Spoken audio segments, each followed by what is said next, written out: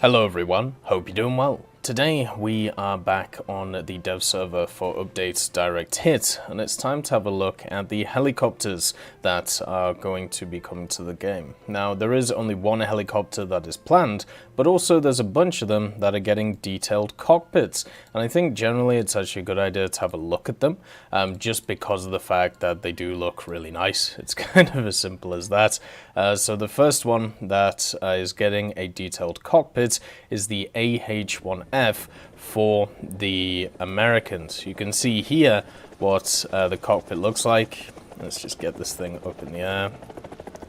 There we go. And you can see from the cockpit view that it has all of the controls, new gun sounds as well, and also all of the wonderful different things that are on board on this vehicle. I really think that they've done a great job when it comes to these cockpits, and I think they should definitely be shown off. I know a lot of people enjoy playing helicopters when it comes to the first person mode and when it comes to kind of simulator mode and also in VR and stuff. So with these changes, I think it's actually really going to be super cool for people who actually enjoy playing some helicopters. So that's the first one in the form of the AH-1F. And then also the only vehicle that is scheduled right now to come to update direct hit is the YAH-64. This is the pre-production Apache. It's going to be coming in at probably 10 ohm, and it's the first squadron vehicle helicopter that we've actually seen. So squadron vehicles are vehicles. If you're part of a squadron, you can research, I think it's 75,000 RP in 3 days while you're just generally playing the game. And if the majority of your squadron do that as well, you get 20,000 RP towards a squadron vehicle. There's a bunch of different squadron vehicles in the game. This is the first one, which is a helicopter, and I think it's actually a pretty cool option, being the YAH-64. Now, the YAH-64 is powered by two General Electric T700s. They have 1700 horsepower each. It also has the 30mm chain gun that you will be used to in the flexible turret, and when it comes to its secondary armaments, has access to Hydras, which will be its standard loadout. Then it has also access to Hellfires in the form of 8 or 16 of them, depending on what you want to bring along. You can bring a collection of rockets and missiles as well if you feel like, but for me, I'm pretty sure when it comes to the YAH, most people would just bring the Hellfires, at least from a ground realistic point of view. So this is a vehicle which isn't just, you know, a vehicle that is coming in as a new helicopter. It is the first squadron helicopter, so it does mean quite a lot. It doesn't have a full cockpit yet, but it does have the little screen there, so you can actually use that pretty effectively. It also, as I said, has access to Hellfires. It has a really good zoom, and you can just lock on, fire the Hellfire, and watch it go down and annihilate whatever you feel like. Or it can just miss, because the Hellfires definitely have an issue when it comes to tracking stuff every once in a while. You can see if a vehicle is moving towards you, they generally actually just miss, and it's very, very annoying. So instead what you have to do is you have to line it up like this and then do it by yourself, which kind of sucks. We'll see if it actually hits this time. Looks like it doesn't, but what you can do is you can just lock onto the target and wail away with, of course, the gun, and have a bit of fun with it too. There we go. Take out the Tungi.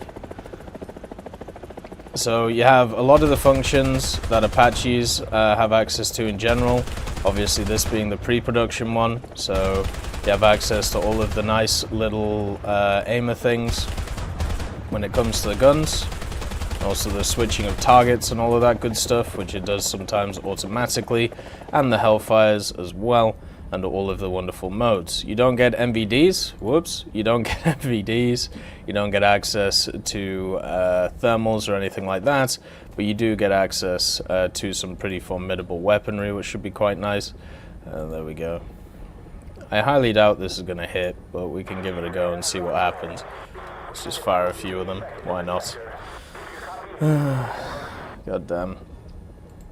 Oh, you can see them all going in. Is any actually going to hit? There you go. Hellfire anti-air. Yeah, this should be quite fun, and also a nice introduction to people if they want to get into helicopters instead of with the starter ones, because the starter ones can sometimes not be too fun. You know, there's a lot of them which generally are a little bit rough to get into, whereas this YH should be really nice to be able just to sort out and have a bit of fun with for a lot of individuals. I personally don't have anything to research when it comes to squadron vehicles, so I'll be happy when this thing comes along so I can start researching it in general. The other helicopters that have updated models for their cockpits, the German SA313B Alouette has an updated cockpit, and also the French one also does, the Alouette that we have right here. They're the same helicopter basically, so there's no real difference between them. So we can have a look at the French one just to kind of show you. Also, the Mi-24D got an updated cockpit, but unfortunately I don't have access to that since it's the premium one which they took out, which kind of sucks. But yeah, that's just kind of how it is. You can see the full-on helicopter cockpit here. It looks absolutely stunning. You can see our boy with his aviators as well, and also the high-definition little mirror staring at his crotch. So you can't have everything in life. You can see everything works very well. The aimer obviously works well, and you also have, of course, this general aimer here that you can use for the SS11s, which still exists. But this is not just for, you know, the French one, it is also for the German one, which makes sense because they're both exactly the same.